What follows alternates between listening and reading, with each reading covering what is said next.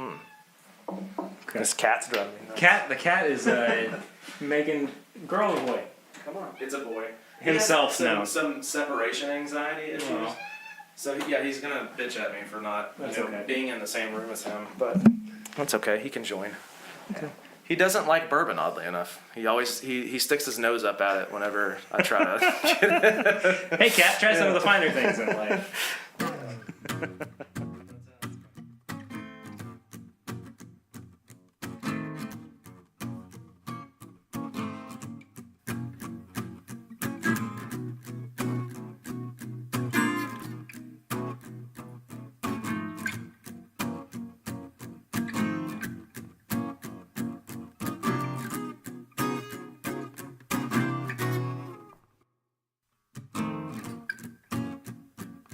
Hello, everybody. Welcome to this week's episode of This Is My Bourbon Podcast, where we talk about the spirit of Kentucky. My name is Perry. Thank you so much for being here with me this week. And I have a very special guest with me this week. He is the founder and owner of Smokin Aces Coffee out of Lexington, Kentucky. Please welcome to the show, Mr. David Barnes. Hello, everyone. Great to be here.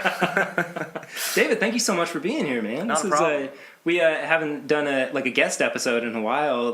We put out a kind of an archive one last month, but it's nice to have a fresh voice on the show. Yeah. So I'm excited. Yeah, man. Thank you for hanging out with us. You're welcome. First pour of the show is going to go to Old Forester. It's the 1870? The original batch. Yeah. This was part of their Whiskey Row series. I've not actually had this one before. Yeah. It's a 90 proof. And what's the age on it if there is any, or do you know if there's an age on it?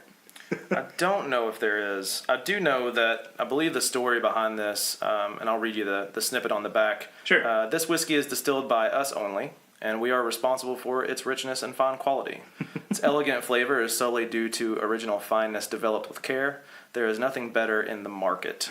George Garvin Brown, founder. I love that last line. There's nothing better on the market, right. Because it just sounds so like yeah. It sounds very self-satisfying. Well, if you're trying to sell a product, you have to convince people that it's the best, or at least that you like it. The nose on this is really interesting. It is, absolutely. Yeah. I get a lot of cherries with it, especially on the nose. Yeah, not like no, are maraschino cherries the artificial cherries? It'd be overly almost. I wouldn't say artificial, but they are very synthetic tasting in nature. Yeah, that's what I kind of smell on the nose. Yeah. There is some of the oak kind of hanging around there, but the candied cherry I think is what I get the most on the nose. I believe the story behind this was that. They may have found or they distilled this as closest to the original specifications of Old Forester. Yeah. So as the re-release, obviously, in that Whiskey Row series, this would have been the first iteration and kind of what they wanted to highlight as they, went off on that agenda. This to me tastes like a chocolate-covered cherry. Absolutely, yeah. I mean, it's very good. It still has some of the, where I was getting a little bit of the oak. The oak is a little bit more forward on the palate there. Lots of vanilla, and it's really buttery, and I really enjoy this. It's funny because people just go bananas over the 1920, the Prohibition style. Absolutely. Everybody loves it. And for so long, people were like, nothing else is as good on the Whiskey Row series as the 1920. But this is really, really good. Yeah, I think this is one of the first bottles, or at least the first batch, possibly. Mm-hmm. But I do know that a lot of people did kind of gravitate towards the 1920. I know that I've had it, but I don't think it was significant enough to where it was like, hey, I'm always going to pull from this as a reference point, when I'm drinking other whiskeys, some other bourbons that I've drank are like that. I would get a bottle of this. Absolutely. I mean, and the price point is good. It falls under. Does it fall under $40? I don't think so. Okay. Yeah. I couldn't remember because I know that the 1920 is $56 to $60, and then I think it might be slightly above what the Old Forester single barrel retails for. Okay, gotcha. So Yeah, we're talking it's like probably what, in that 50, 60 bucks. Yeah. Somewhere in Oh, there. that's true. Because I think that the single barrel's in the 40 to 50 range. I think so. Kind of depending on where you can pick that up. But yeah, definitely great for the money. I feel like most of the bourbons that are out there that are $50 and under, those are your bang for your buck bourbons. For sure. Yeah. You can kind of do anything with them. There are some rock stars in there too, or some sleepers. Like you've got this Henry McKenna here. What's the retail on that? $30. Yeah. So 10 years old and 100 proof. Yeah, absolutely. Yeah. No, we were talking. We met for the first time last week, and we were talking about like in terms of like shelf area, what our favorite bourbons were. Oh yeah. And I've had this conversation on the show before. I can't remember exactly who with. I'll be able to go back to it at some point.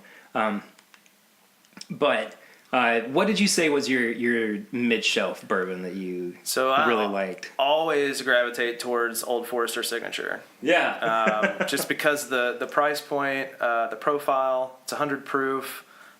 You can drink it neat, and it still, is very satisfying. Sure. But that's my favorite to kind of throw in the decanter and like leave it. And, people that come over are none the wiser. And I'm like, here's this fancy bourbon decanter. Well, your secret's out now. Yeah, it's out there for the entire world to know. Don't ever go over to David's house, I guess. And whose idea that was is I have a friend of mine who would kind of do the same thing. And it's not in an effort to kind of like pull the wool over anyone's eyes, but I think that it definitely shines a light on the fact that you can essentially blind taste something and love it. Yeah. But it removes that like preconception that this product isn't going to be good because of essentially just the branding. Yeah. For sure. See, for me though, like the Henry McKenna is so hard to beat. Yeah. I think that's actually what I said last week too, was that, and again, $30, 100 proof, bottled and bond. I mean, it's like it's a guaranteed quality for me.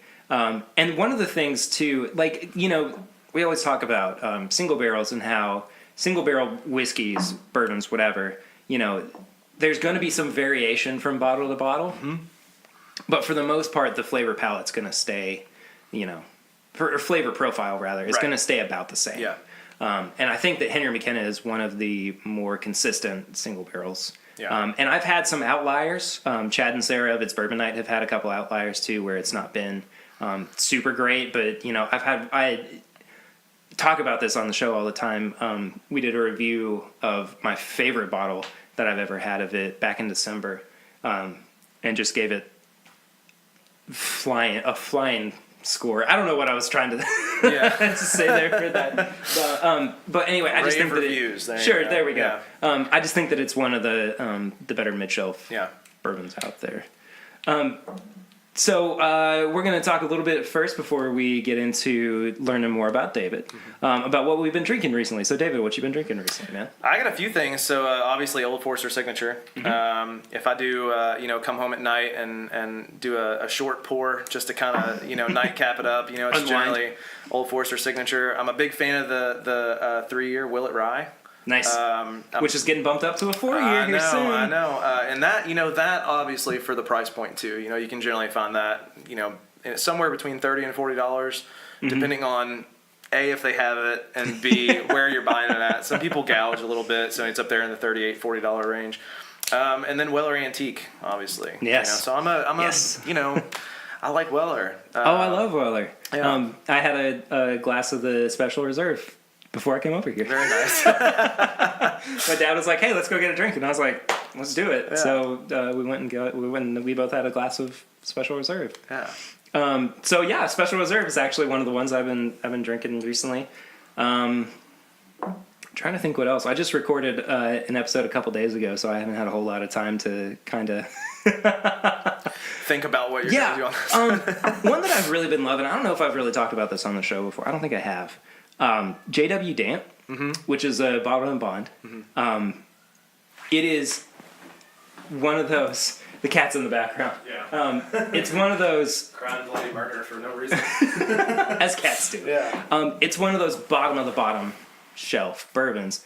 It's like $10. Yeah. But for the quality, or for the price, the quality is just unbelievable. I mean, it reminds me so much of the nuttiness of like a Knob Creek, because it's very. This is the second time in 2 episodes that I've used this phrase, nut forward. Yeah. Which could totally be misinterpreted. Yeah, but I've said I'm going to own that phrase, even if I get you some need a flack shirt, for it. man. A shirt that Nut says forward. nut forward. Drink more bourbon. Yeah.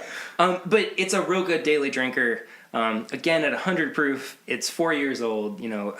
It's another guaranteed quality. Yeah. And I mean, I don't think I've ever really had a bottle and bond product where I've been like, no, Look at old Granddad. not for me. Oh yeah, dude. Bottom shelf, it's like, are you kidding me? Yeah. The 114 is legit. I brought my the old bottle and Granddad. bond is legit. What's funny is that there's this this whole artisan movement, and we can't act like we own that, but here in Lexington, that's starting to become a little bit more apparent, especially in the craft cocktail world.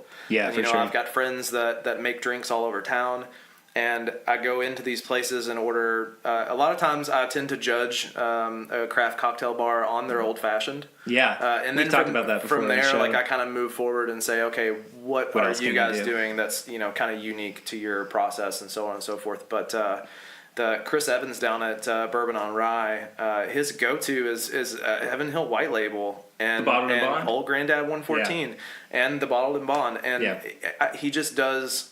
This really speaks to his ability as a mixologist and a bartender. But he just makes some phenomenal cocktails with those whiskeys. And I would be surprised if you were to step into, let's say, an upscale cocktail bar where they're using single barrels and really special release stuff, or something that you and I couldn't get that's readily available on the shelf. And these cocktails are crushing what they have For to sure, offer. yeah. So it's really unique, and I love the fact that cocktails are a little less expensive when you go to these places, right? Because they're not charging $30 for. I would love to go into it just to see the look on some people's faces and order an old fashioned with like an Old Forester birthday bourbon or like a Van Winkle 23 year and see what they just to see people's like. And I'm sure that it would be an excellent cocktail. Yeah, I'm sure it would be fantastic, but.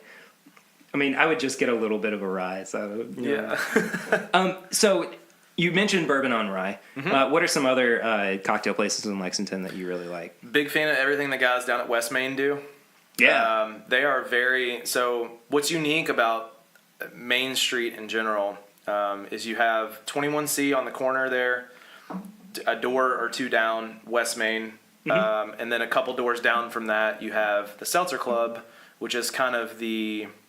let's call it a subsidiary, right? So it's a shared building. They share one row building or whatnot, but there's 2 fronts. So when you can either go into the door on the left or you can go into the door on the right. And so door on the left is a Seltzer Club. I've told them this before, and I think that this is they just don't really... I don't know that is going to be around forever. Sure. But they opened that half of the location so that they could kind of get some revenue flowing in. But it reminds me of a really shitty 80s bar. Like, it's if you went into... it's like Cheers, but nowhere near as cool. So you go in and you're like, all right, well, what is this? But it's a place you can go with, like, dirt on your boots, and like they don't care if you come in there and order a cocktail. Now, the other half of that building is it is called Bourbon on Rye, and that used to be the old Bellini's location. Yeah. So that space had a lot of, let's say, old world or Victorian character, and they've done a lot to preserve and restore that. So when you go in there, it just makes you feel a certain way, Yeah. And it's not new and engineered and overdone. West Main is more refined. You go into that space and everything everything has its own intention. Everything is drawn out and placed a certain way. Yeah. Whiskey's stored a certain way, and you go in there, you're going to pay $15, $16 for a cocktail, but it might be the best damn cocktail you've ever had. And that's the thing too, is like, I would be more than willing to pay a little bit extra if it's going to be, a superior quality Absolutely product. Same with like a bottle of bourbon. Yeah. I mean, but then we get into the secondary market argument and everything. Yeah. But that's not. Yeah. This isn't the episode for that. And then the other spot that I always recommend, and then this spot, Middle Fork Kitchen and Bar. Yeah. I love Middle Fork. I love them for everything that they do with food. Yes. But you rarely get to step into a location who has the food nailed down like they do, and they also have a solid bar. Yeah. You know, it's always one or the other, or the bar opts to do draft beers and like shitty cocktails where they don't measure and that kind of thing. But yeah, they have a great location and great, repertoire there as well. That's how I feel about OBC. Yeah. And like OBC, in terms of like the food quality to bar quality ratio. Oddly enough, the guys at West Main, I believe a number of them actually worked at OBC, and they left. So they knew what they were doing. Start West Main. Yeah. Good. And they had a couple guys that were wanted to back them, and they wanted to open that type of a business, and so it was a really unique opportunity for them because they got to leave, and they're like, okay, well these guys are giving us a sandbox, so we're gonna go in here and kind of blow the lid off this thing and do everything to the nines, and you get that when you walk in. Yeah, cool. So let's talk a little bit first about your journey with bourbon. Yeah, how you kind of got into it, and then talk too about Smokin Aces, because Smokin Aces is going to kind of lead into our conversation on our topic for the episode, which is going to be how our bourbon palate is influenced by outside sources. Right. So I'm going to let you take the floor for, Yeah. So my wife she was a student at U of L. She interned at Brown Forman for, I believe it was a year and a half or so, maybe 2 years. And during her time there, she would just bring stuff home with her. And at that point, I was in my mid-20s or so, mid to mid-late 20s. And but to be fair, I never liked hard alcohol or spirits, just in general. Right. I was always give me A, B, or C beer. Generally, it was a domestic. I was much less than cultured, for lack of a better way to explain that. And so she would bring this stuff home, and she wasn't a fan of whiskey or bourbon either, but the place that she was working, Brown Forman, was giving her this stuff for free, so she would bring it home.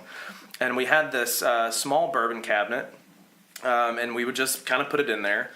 And, at some point, she kind of realized and was like, oh, well, if I'm going to work for this company, around about the time that they made her a full-time offer, she was like, maybe I should at least try to start liking the products that they're making. Yeah.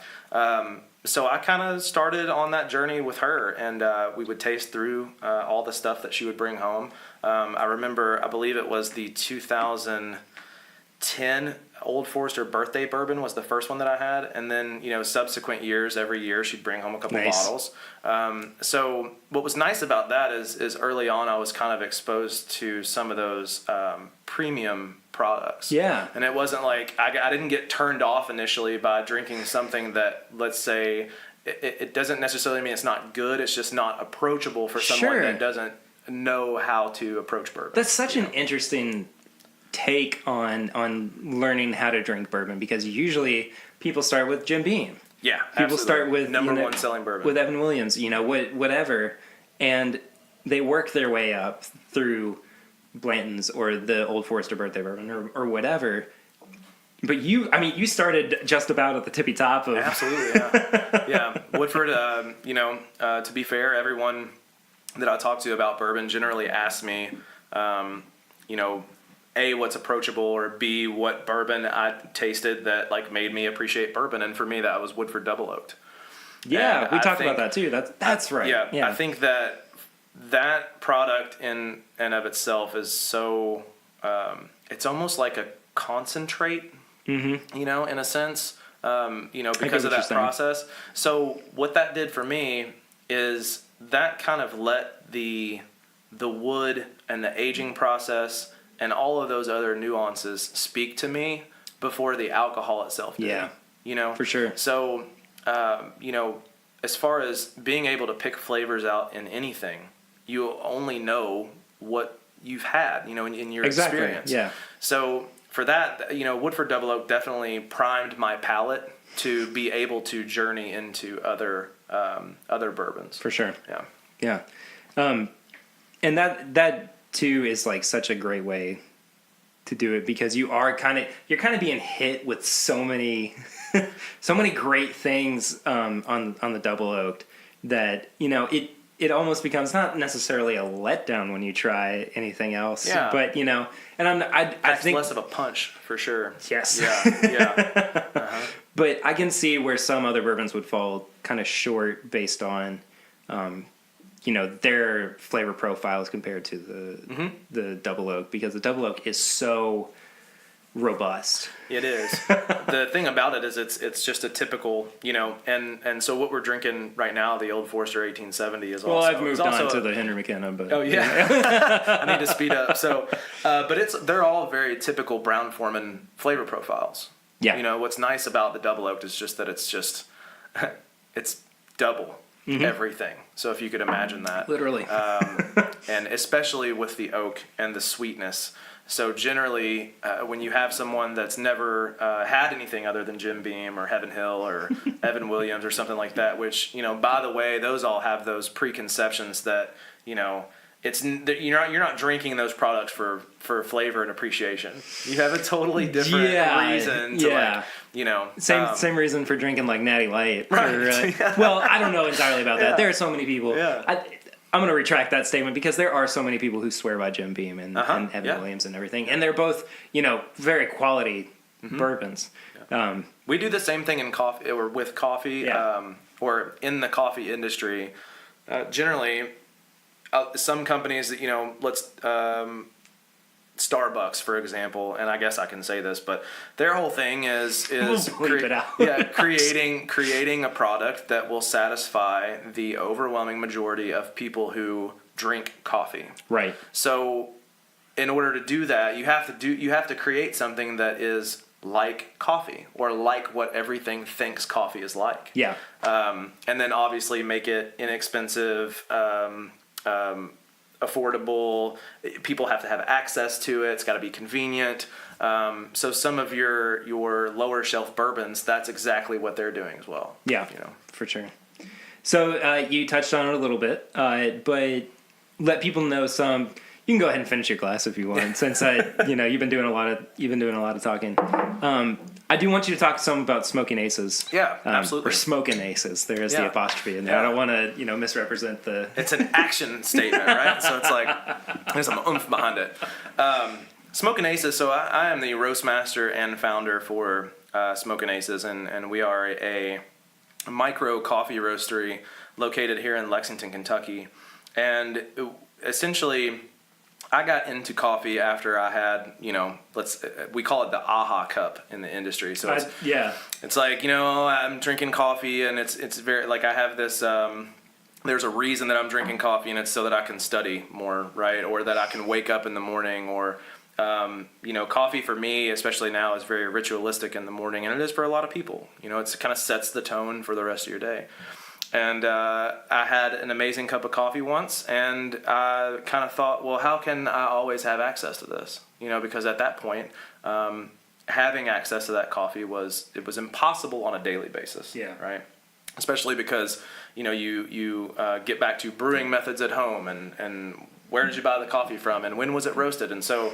There are those variables that we focus on that before I had zero control over. Sure. Just kind of had to, take advantage of the opportunity when I had one. Yeah. With Smokin' Aces is pretty interesting because I had a pretty well-developed bourbon and I'll say food palate as well before I started roasting coffee on a commercial level. So essentially what I did was I pulled on that experience like I talked about earlier. And so when I approached coffee, I was like, well, how do people approach tasting bourbon? How do people approach the manufacturing process of bourbon? How do we approach selecting the grain? And so there's a ton of parallels that can be drawn between coffee and let's just say spirits, because they all kind of share that similar process, especially distilled spirits. Mm-hmm.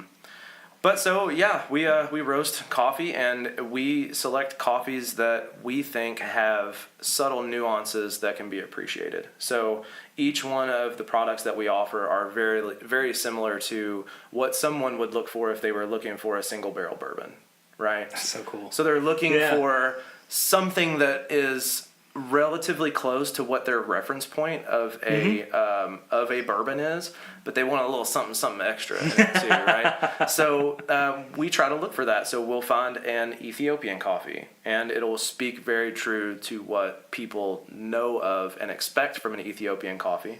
But we look for interesting, subtle nuances as far as flavors go. And a lot of that has to do with the inherent properties of the green coffee when we buy it. And then our roasting process is adjusted to elicit those flavors or bring those flavors more forward. It's so cool to hear, not just like the passion for, for anything. I'm always interested in hearing people's stories if they are really passionate about what they do.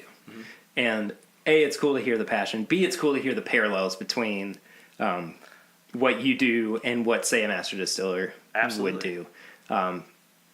Because you are really trying to craft the ideal or perfect product. Right. You know?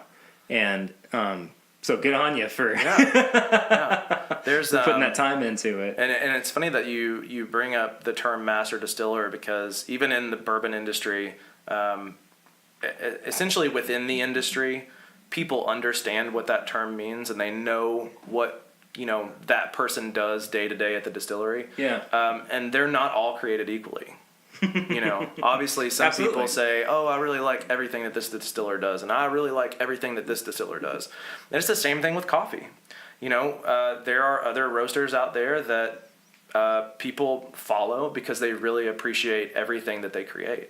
And so, generally speaking, the master distiller is assumed to be the person that is in complete control of the flavor profile of whatever product, so on and so forth. And then, they throw it in the barrel, and the barrel does its thing, and then here you go. And it should be relatively close. And if it's not, well, we'll batch it all together and we'll make it close. Sure. But so, yeah, I would be, let's say, the equivalent of a master distiller, but for coffee. But I don't distill stuff. Sure, yeah. Wait, that is, you said roast master, is that what you call yourself? I mean, I like that title too. I think that's pretty. There's actually, there's two in the industry. There's roast master, and then master roaster. Okay, what's the difference? Yeah, so the difference between the two is that a roast master is someone who is totally in charge of the roasting process and maintaining the flavor profiles and roast profiles of the coffees that they offer or the blends that they make. A master roaster is someone who teaches roast masters. Oh, okay. So if you wanted to be a roast master, you were like, okay, well, I want to learn more about this, or this, then you would go to a master roaster. Gotcha. And typically, a master roaster wouldn't also be a roast master. Interesting. So it'd be like academia, right? Sorry. And coffee is super interesting. And, the one thing that is a little different for us as opposed to bourbon is that when you put a flavor profile together for a product and, you say, we're going to offer this indefinitely or until we don't want to sell it anymore.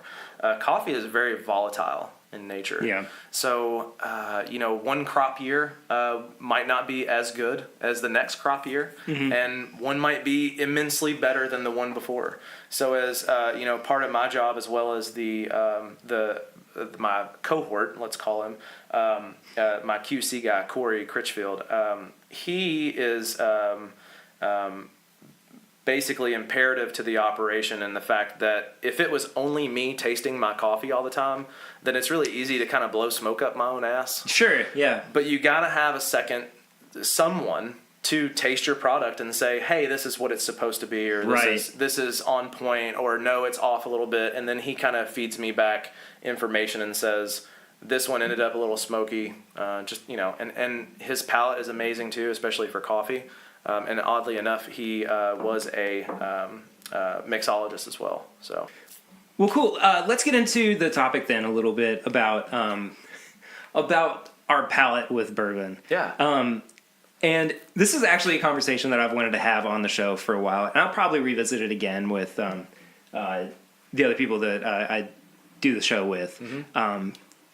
But I'm always really interested in, and I've been thinking about it a lot recently too. What is it that really influences how I perceive bourbon? And sometimes it's a bad day. Yep. You know, if I burn my tongue on something that day, I'm not going to taste something as well. If I've only been drinking water and I haven't had coffee, I haven't had, you know, like a soda or anything throughout the day, you know, my palate's going to be maybe a little bit fresher or something. Or if I've just eaten like a pumpkin pie or something, or like a cheeseburger, you know, that's going to affect the way that I perceive the bourbon. But also, like, beyond that,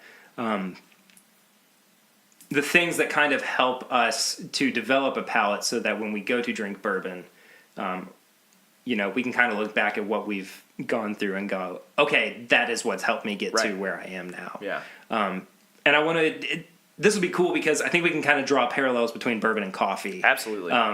Which is, you know, I know bourbon, you know coffee. Yeah. So, you know, I'll let you go ahead and talk about, like, what do you kind of lean towards as far as, that's how we'll get the conversation going, is what do you kind of lean towards in terms of, like, what you like on bourbon and sure, why the heck not coffee too? Yeah. So, one of the things is that, you know, especially when you're trying to talk to someone about coffee and they don't have and I'm not really sure how to the term to use, but they don't have a diverse palate, right? So a good analogy would be someone that grew up in their culinary experience, because that's where it all starts, right? I mean, the way we taste food or anything was firstly through food, because that's the first thing that, you know, we have to eat food to survive. And unfortunately, a lot of people have very simple palates because they eat a very simple diet. And so culinary experiences, I think, are huge. If you only ever eat steak and potatoes, how could you ever expect to perceive anything other than those flavors in anything that you experience in the future? And, like, as far as, like, bourbon goes with that, I don't expect somebody to be able to taste anything other than, like, maybe the oak and then, like, alcohol. Yeah, and so the oak is interesting because that, you know how closely related smell and taste are. Yeah. People may know what wood chips smell like. Mm-hmm. So when they drink bourbon, that's their reference point. It's like, oh, well, it tastes like what wood chips smell like. Yeah. You know, I've been to a ton of bourbon tastings, and every now and then you get this one really strange tasting note. Yep. Especially if you just kind of go around the room and say, you know, what do you taste and what do you taste? Yep. We just had one the other day where I was like, I get a little bit of bubble gum on this. Yep. Which, again, is very bizarre, but, you know, it was definitely very prominent on the palate. And I think that that's what I would deduct that to is a sweet, fruity flavor. Yes. So yeah, absolutely. Yeah. But it also had that artificial sweetness that, like, Hubba Bubble has. Uh-huh. So I don't know if it's like the sorghum, or is that how you say it? Sorghum? Yeah, sorghum. Yeah. Mm-hmm. Or what specifically, but, you know, it was just like, oh yeah, that's. Anyway, sorry. So culinary experience I think is absolutely huge, and then going from that, you know, obviously food's more important. And then, hey, what did you drink? Mm-hmm. You know, if someone grew up drinking Coke all their life and the first experience they had with bourbon was a Woodford and Coke or a Jack and Coke, or that would be American whiskey, but you know what I mean? Like, if that's the first thing that they had whiskey in, then obviously they taste Coke, and they can maybe perceive some other flavors based off of other experience they have with food. For me, I got into Indian food and Thai food and Chinese food and Mediterranean cuisine, and I mean, you name it. Like, if it's food, I at least want to try it. And those cuisines typically use a lot of spices. Mm-hmm. So therefore, when someone says, "I taste cardamom in this," I know what cardamom tastes like. I can kind of pull back on that experience because I've eaten it or consumed it before. Whereas some people would say, "What the hell is cardamom? Is that even a thing?" But yeah, so I think culinary experience is that would be my number one for sure. Yeah. Yeah. I think it's important to note too that our palates are constantly evolving. Mm-hmm. Even as, like, you know, we're able to sit here and we're drinking the Henry McKenna, and well, let me take a sip so I can So it's fresh on the tongue. give you a real-time reaction. Yeah. But I find like, that oak is present. The caramel is pretty forward, as well as some like earthy notes. Mm-hmm. There's something almost like grassy Absolutely about it. But 6 months ago, a year ago, I probably wouldn't have been able to tell you half of those things. Right. And it's all just part of the journey to not only become a better drinker, which I know sounds ridiculous in a way, Yeah. but to that and that to me means to better understand what you're drinking and to enjoy it more. Absolutely. Yeah. No, and I'm always willing to learn new things. I'm always interested in finding new things out. And like, I definitely want to like learn to drink coffee better. Mm-hmm. I love coffee. It's a part of, like you said, it's part of my daily ritual. Right. I get up and we have Javalia as like our Yeah. our house coffee. I have some choice opinions about that. Do brand. you really? Yeah. Well, we'll talk about them off there because I'm curious to know what where that falls on the spectrum. But like it gets me going and everything. But I don't normally take the time to really consider it like I do with bourbon. Yeah. So you're in that demographic where if you had to, the analogy would be someone that's drinking bourbon only for the effects that the alcohol is going to provide. And in your case, you're only drinking the coffee because it's relatively, let's say, tolerable, and it also has caffeine in it. Well, see, here's... I like you threw it. I caught that. You threw that in. I caught that. I did.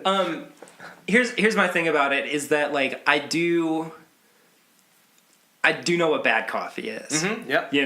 Like I'm aware of what bad coffee is, just as like I'm aware of what bad bourbon is. It's totally taste in all of its entirety is subjective.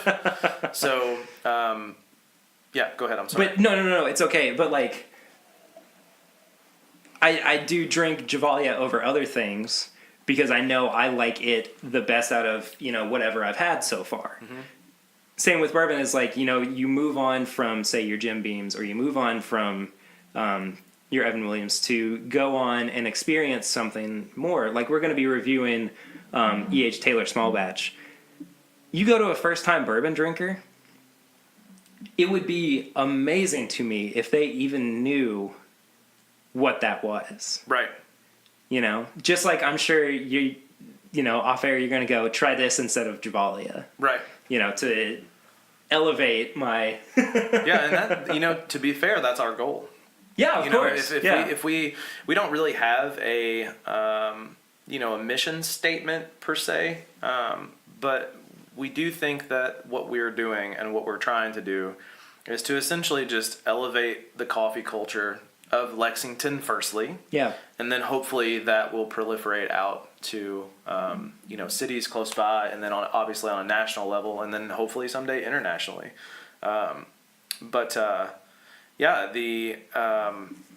What you were talking about, the Javalia and what we do, or bourbons differing from one to the other, some people are going to appreciate one versus another. That's always going to happen. Mm-hmm. Not everyone's palate is the same. Not everyone's experiences are the same. Yep. And, to be fair, every bourbon kind of reacts differently on everyone's palate. So it's hard to say, My wife, Lucy, who has been on the show before, she's not a big bourbon drinker.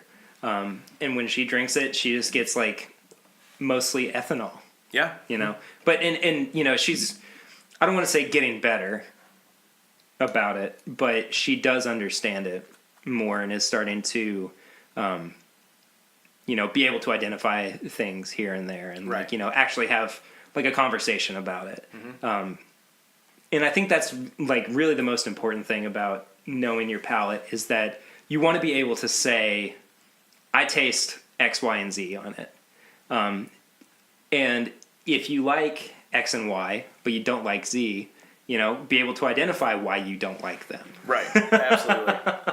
And, in the future, it would be as astronomically like impossible for you to not experience one of those three things again in your next coffee or your next bourbon. Right. You know, I mean, it's going to show up back eventually, but you know, the point I'm trying to make is that, you know, because you went through that first experience, you then in the future are going to be able to say, oh, it's that, I remember it from this, and you know, I don't like it, here's why, you know. Right. And it just seems to me that, you know, I know I'm rambling, but you know, it makes for better Absolutely. better experiences overall. The one thing that we do in coffee that would, let's say, differentiate us, and this isn't by any means definite or you know, restricting or anything like that, but the coffees that we tend to select are more sweet and savory versus being bitter or bold. Okay. You know, people use bold a lot. Sorry, I got a whiff of the alcohol on the nose of Henry McKenna, and it like made my eyes water. Is it 100 proof? Yeah, it's 100 proof, which is not like that never happens with me. But But I will say that it is a fairly hot 100 proof. It is. And for me, like when you were talking about earlier, that you were what was it that you were saying that you were getting on that? The earthiness. Yeah, the earthiness. grass. So for me, I get a lot of. So if I compare this to Old Forester Signature, which is also 100 proof. Yeah. I can't remember the age on that. I want to say it's somewhere between 4 and 8 years. It's obviously a batched product, but this is more spicy compared to that. And then it kind of tends to linger a little bit, as in, you know, so cayenne pepper was one that I got kind of on the back end. Yeah. Oh, I definitely see that. Yeah. And so to extend on that a little bit, the coffees that we select tend to be a little bit more, you know, sweet and savory and more, they have more available, perceivable flavors for people. With that being said, if you haven't ever had a coffee like that, and the only reference point that you have is a bold and bitter coffee, then you might say, what the heck is this? And like, you know, and a lot of people are going to react positively to that, but some are going to react negatively. And the reason is because people either are one of two things. They're front palate dominant or back palate dominant. And so coffee gives us kind of the ability to see that. Yeah. So people that are back palate dominant tend to prefer bold and bitter coffees because that's the portion of their tongue that's dominant. Interesting. So they're going to bypass all that sweet stuff, and they're going to perceive the more bitter and you know, those types of notes on the tongue. But someone that's front palate dominant would perceive sweet flavors and savory flavors and that kind of thing. So, yeah. See, you're already teaching me. Yeah, and it's the same thing with bourbon. Yeah. You know? No, for sure. And like I did have to work, and I know that there are countless other people, listening or otherwise, who are like, yeah, I had to take the time to really develop a well-rounded palate. So I know what I'm going to say. I just want to throw this at you real quick. Yeah. If you had one bit of advice to help people develop their palates, what would it be? Just try more foods that you're not. And that's it. Yeah. Experience. Absolutely. And cook more at home. You know, although I don't subscribe to them anymore, I used to. There's just a lot of other variables that make these services kind of not as valuable as what you might expect. You don't have to name them. Yeah, I think some of these some of the services that will send you these pre-prepared meal boxes and that kind of thing, but they are very helpful if you don't do that kind of thing on your own at home. And they do a really great job of creating some unique dishes that you may not cook for yourself that involve other things besides just salt and pepper and like whatever vegetables or meat you want to throw yeah.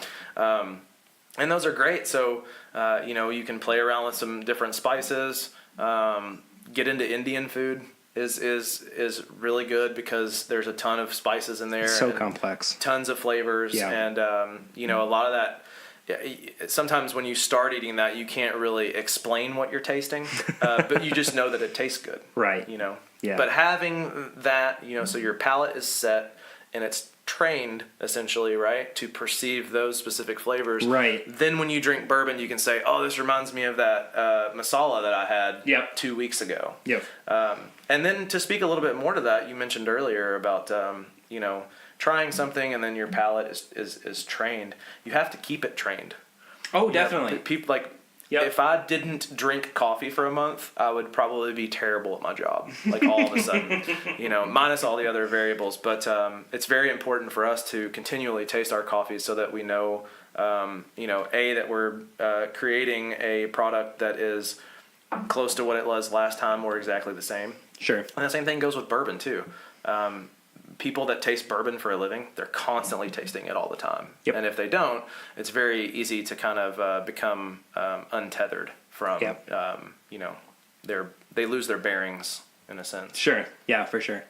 I think my one piece of advice, is definitely just experience more. But, I am going to bring it back to bourbon and just, I have to adopt the phrase from Fred Minnick, drink curious. Uh-huh. I mean, try new things, try new bourbons. Your bottle of Woodford, it's going to be significantly different from a bottle of Buffalo Trace. Mm-hmm. And I mean, that is, if you pigeonhole yourself, you're never gonna, and that's what we're getting at. If you pigeonhole yourself, you're never gonna be able to, expand and become a better, more well-rounded bourbon drinker. Right. So we've solved it. we can shelve that one. You do get your people though that are like really hard-headed and stubborn. And they're like, "I love Woodford." Yeah. And I don't mean to like throw an accent on there and but or I like Jack and Coke. Yeah. And they won't try anything else. Yeah.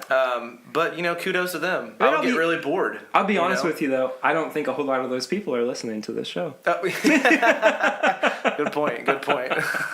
Anyway, so are you finished with your glass of Henry McKenna? Almost. I can finish. That's it okay. very You can easily, take your time if you need to with it. I know that we've been talking a lot. Well, he's finished with it now, so we are going to then move on to our review for the episode, which is going to be Colonel E.H. Taylor Small Batch. And that was all right. Oh, yeah. I like that sound. I'm going to let you pour yours first, if you Thank you, sir. so like. This bourbon, of course, has a storied past, originating from the Old Taylor Distillery. I think at one point it was owned by Jim Beam, and then I believe it was, and then found its home at Buffalo Trace. I almost said Maker's Mark. Right. I don't know why I almost said Maker's Mark. Maybe easy to. Well, I don't know. No, it's really not. They're very different from one another, but both large brands. Yeah. Nah, I poured too much. Yeah. That's okay. I believe that. I don't know that Jim Beam ever owned the brand. I do know that they previously they were storing barrels on the site of the former Old Taylor Distillery. That could, yeah. I think that the last, let's say, conglomerate, right, or bourbon brand to own that property was National Distillers. Oh, okay. Yeah. Gotcha. So, and they would have consisted of a number of the olds, or what they refer to as the olds. So, Old Grandad, Old Crow, Old Taylor. I think Old Overholt was in that. Okay. And Gotcha. then maybe others, but I do know those four for sure. Cool. Yeah. So before we jump into the actual conversation over the review of this, I wanted to refresh our listeners or let new listeners know what our review system is. It is a 4-tiered review. It is nose, palate, finish, and price. Each category is out of 5. Of course, 1 being the worst, 5 being the best. At the end of it, we tally everything up to a total out of 20. So there you go. Yes, I always say that like I have something else to say, and that's You're like, oh, that's pretty straightforward. Yeah, if you haven't figured it out by now. Yeah. I also want to say, I said earlier too how important bottled and bond products are to me. Absolutely. And the guarantee of quality. E.H. Taylor is another one of those, even just the small batch or the single barrel. But the unique thing about this product specifically is although E.H. Taylor isn't distilling it himself. There is E.H. Taylor and the Bottled in Bond Act are synonymous. Sure. So it's kind of cool to even still today, there is a product on the shelf that kind of pays homage, absolutely, to him, even if it's only in branding and story. Yeah. I'm not sure if the recipe for that product is the same as what he would have used or was used in the past. But aside from that, I think it's really great that even though the product isn't made on that site and so on and so forth, that Buffalo Trace is still kind of paying homage to him in that regard. Absolutely. So the nose, what do you think about the nose? This is almost like a this is kind of funny, but a caramel covered green apple. Yeah. Completely. Is kind of like right there at the forefront. And obviously the oak, but sometimes it's hard to look past the oak. Yeah. And what's the age on this? It doesn't say on the bottle from what I remember. Mm-hmm. Small batch of these selected. Barrels are routinely evaluated, blah, blah, blah. True sipping bourbon. It's not actually on here. I think it's rumored to be like 5 to 7 years old. Okay. I think. I can't. And it's a single barrel, right? No, this is the small batch. Okay, I gotcha. So it is a batch product. Yes. And Well, they have this and they have the on it? single. They have the E.H. Taylor small batch. They have the E.H. Taylor single barrel. I gotcha. So because it's bottled in bond, it's 100 proof. Yeah. Yeah. Very nice. Yeah, and I think that the bottled in bond, I don't think that there may be a barrel entry proof standard on that. I'm not so sure. they have to put it in the barrel at, no less or no more than something. Yeah. The like you said, that caramel covered green apple is definitely forward. Mm-hmm. And honestly, there's not a whole lot more that's present there. There might be a little bit of vanilla that's trying to kind of peek through, but it's not really fighting too hard to show up. I'd almost go like a brisk cinnamon too. I can see that. Like something that's a little bit more pungent than, For sure. Cinnamon is very hard to, especially just by smelling cinnamon. It's not very pungent. Yeah. Although if you put a spoonful in your mouth, good luck. Film it and put it on YouTube. Yeah. But the vanilla's there too. I tend to steer away from vanilla when I'm smelling or drinking most bourbons because I feel like that's like present in almost every one. It's available, yeah, Everyone's like, well, duh. It's almost like the cop out when you're like, if you're drinking bourbon with someone that's like, let's say they've been to one tasting and they're like, oh yeah, I smell that vanilla in there. That's like, of course you do. It smells like wood. Yeah, no duh. Well, anyway, let's check out the palate on this, which you just done. Yeah, definitely the apple and the oak. It's kind of grainy. A little bit. You get the corn in there for sure. Kind of in the middle. You know what's funny is you've basically hit everything, and that's about as far as I can go with it too. It's like there's not much else that I can really say about it other than I really do enjoy it. Mm-hmm. I mean, it is again another very well-rounded product. There are others that I prefer over it. It almost tastes, I'm going to venture to say, a little watered down. Well, I kind of noticed that, and we can go ahead and bump to the finish section, right? Sure. It dies off really easily. It does. Sometimes that can be appreciated because it makes it a little bit easier to drink. Yeah.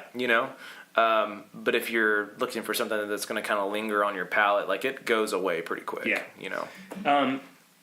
Now, for the sake of thought, this was about $45. Mm-hmm. So take that into account with your review. Yeah. I think that there's so much out there for a lower price point that it would be unless I was looking for something to share with my friends who haven't drank this, mm-hmm. or B, I'm just trying to add another bottle of something on my shelf, then sure. I would always gear towards something else that's a little bit more affordable and diverse. Yeah, for it sure. is one of those kind of storied products at this point where it's like you have to try this at some point. Yeah, you know? absolutely.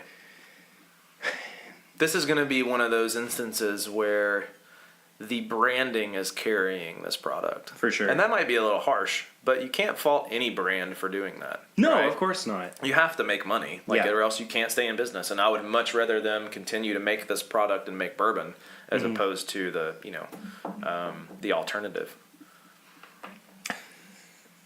Does that mean close down or Essentially. or Great Neutral Spirits? Yeah, absolutely. Well, do you want me to go ahead and give my score, or do you want to go first?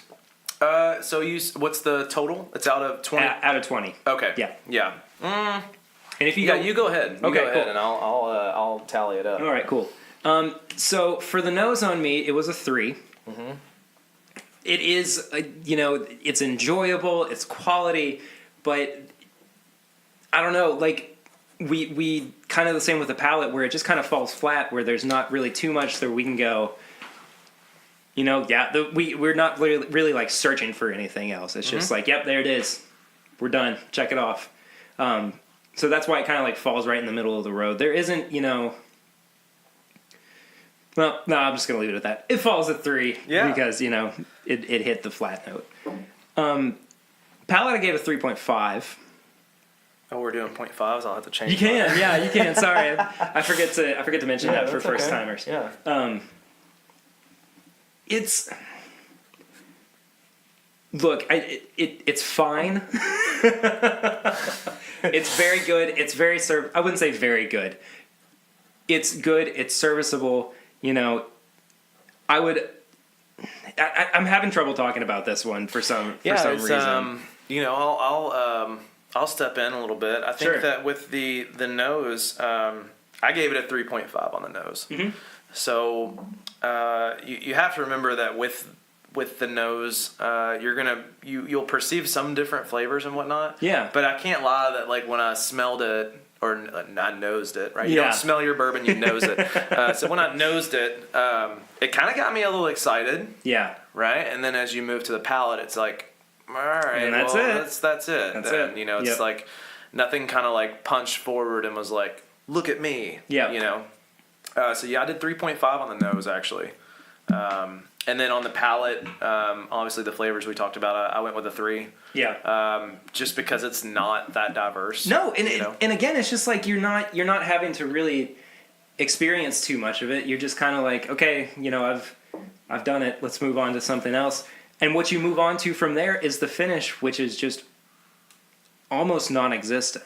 Yeah, it's thin. It is very thin. It's very thin. And again, some of those caramel and apple flavors do like carry over, but they're gone so quickly, and like water takes over for me that I had to give it a 1.5. Yeah, that's harsh.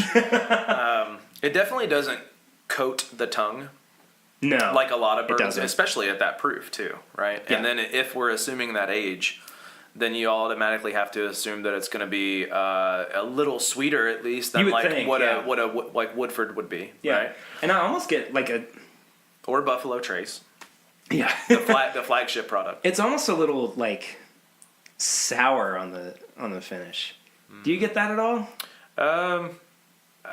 Marginally astringent. Yeah. So I feel like it's like.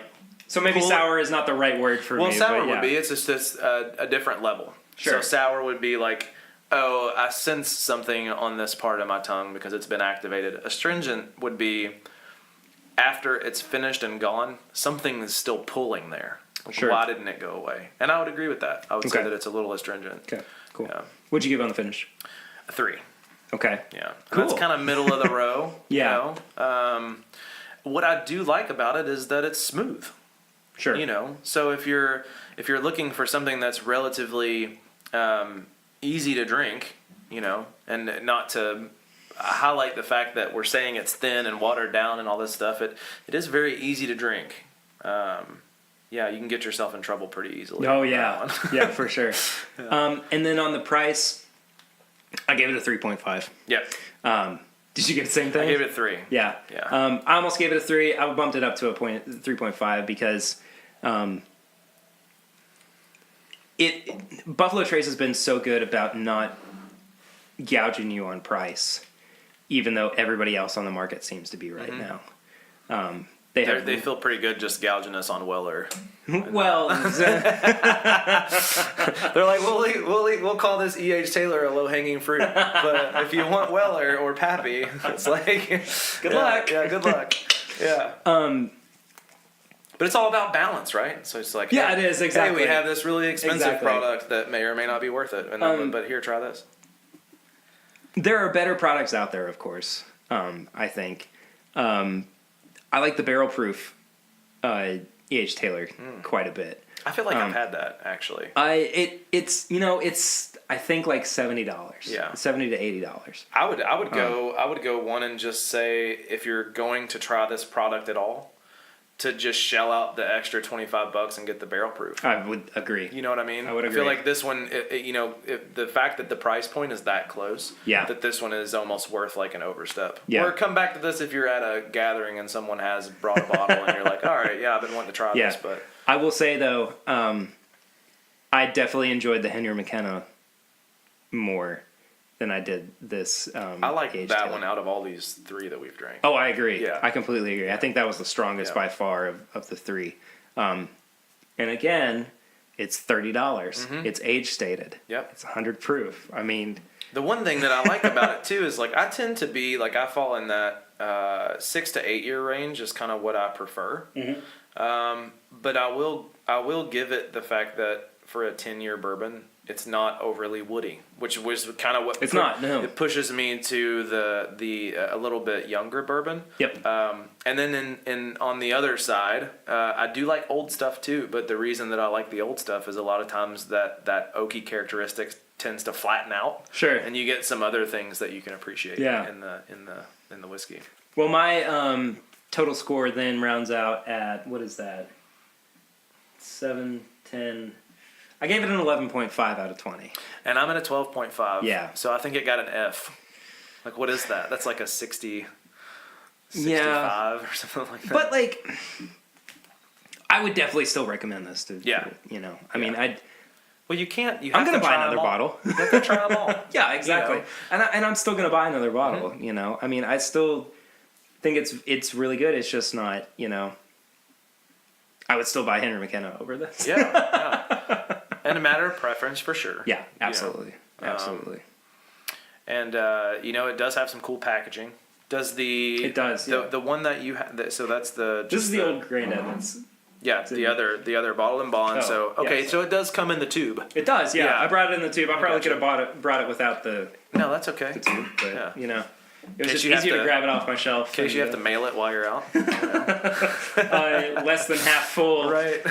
Bottle of bourbon send to somebody who's, shelling out $35 for it. Yeah. Anyway, so that wraps it up for our review portion of the show. So we are going to get into our recommendations section, which is lovingly known as Tips and Bits. Ooh, nice.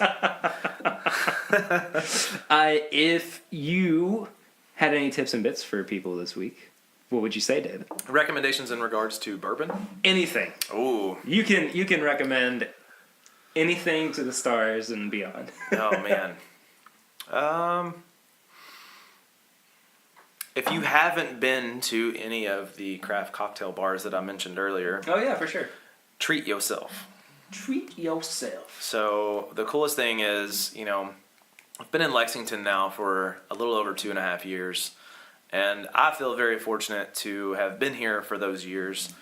When I talk to anyone that's been here longer than myself, they always talk about how shitty it was.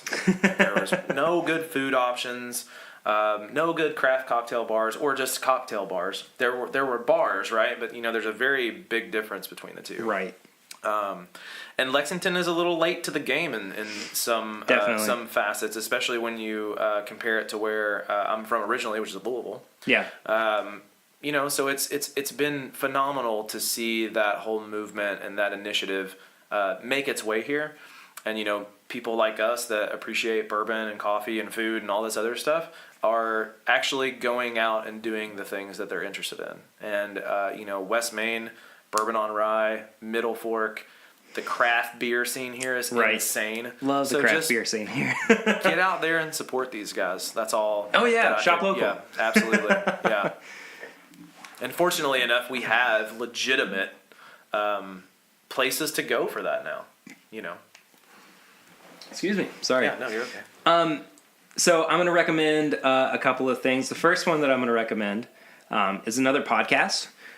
It's called Just Make the Thing. I've talked about this so many times on the show. It's not even funny. People are probably making fun of me for it right now. I have a huge adoration for this slew of podcasts out of Australia. The main one is The Weekly Planet, which is basically just nerd culture. And it's just two guys hanging out and, talking comic books and superhero movies and everything. And Just to Make the Thing is the podcast from one of the hosts' wife. Her name's Claire. And I wouldn't say it's self-help necessarily, but it is just a really inspiring and kind of encouraging show to, remind you that, we're all people. We all make missteps. But in the middle of all of that, it's important to still do what you love and keep trying to do things that make you feel human and good about yourself. Yeah. Regardless of whether or not you're successful at it, you just have to make the thing. Yeah. It's very interesting talking about Australia. They've got a lot of interesting things going on. I feel like that the majority of their society is empowered. And that's something that in some areas here in the States, good on them. And good on them for sure. They have a lot of really cool stuff going on in the coffee game too. Cool. Especially aesthetically. So, I follow a ton of coffee brands and shops and that kind of thing and roasters, and every now and then I get this really cool image that comes across my Instagram and I'm like, man, that thing is shit. Where's that at? And I really hope it's in the States or somewhere close by so I can go visit. It's always in Australia. Well, I have to, again, for the second episode in a row, give Australia a big shout out though, because they are the country with the second most downloads of the show. Oh, nice. Behind the United States. It's just crazy. I just love it. Yeah. And then the other thing I'm going to recommend, Lucy and I we watch TV like crazy. We've been watching the Goldbergs a lot recently. So, oddly enough, one of the people that is in that show, and I've never seen the show, but I need to watch it. It's very good. It's Brian very Callen fun. is in it. And Brian Callen is a co-host of a podcast that I listen to. Okay, cool. But I believe he's the coach or something for a soccer or football coach or something for one of the main characters. Hold on. Yeah. Yep. Okay. He's the gym instructor. Yeah, that's it. So coach, same thing. He was on How I Met Your Mother. He was for forever. Yeah. I can't remember his name. Yeah. But anyway. Okay, cool. Yeah. I'm going to recommend the Goldbergs. It's super hysterical. It's nothing but nostalgia. I'm not even I wasn't a child of the 80s. But I can appreciate like all of the cultural references and everything because I grew up in a time where everybody was like, oh, you still need to watch like Star Wars and you need to watch, all throwback. Yeah, exactly. But it's such a well-made show. It's not just about culture and culture of the 80s. It's also about family values and all that stuff. And it's just a good time. Yeah, I enjoy it. We binge it like crazy. For that, we had Full House when I was a kid. It was like, which is very much a 90s show, but lots of family values, and I'm like, oh, okay, they can make it. There's like a guy with all these daughters, and his brothers help raise them. And I loved Full House growing up. I really did, But anyway, okay. Yeah. So those are our tips and bits for the week. David, if people want to find you or Smokin' Aces on social media, where can they do that? Yeah, so we do have a Facebook page. We don't push people to that. We're a little let's say not diligent because we don't have a official location that you can come out and visit and hang out at. But the good news is we're working on a place I'm supposed to go tomorrow and check it out. So I'm hoping that we can put together a formal tasting facility and really get people in and get involved in the process and come and take a look at what we're doing. So we are on Facebook if you want to follow us. It's at Smokin Aces Coffee, all one word. The handle for Instagram is the same. We are very active on Instagram. Yes, they are. Very responsive to messages, so on and so forth. If you guys want to get a hold of us, that's probably the best place. And then the website, smokinacescoffee.com. Killer website, by the way. Yeah, I'm glad you like it, man. I love all the branding. It's as super simple. Being a graphic designer, I just love the cleanliness of the brand and everything. Right. And I mean, your logo is just... Yeah.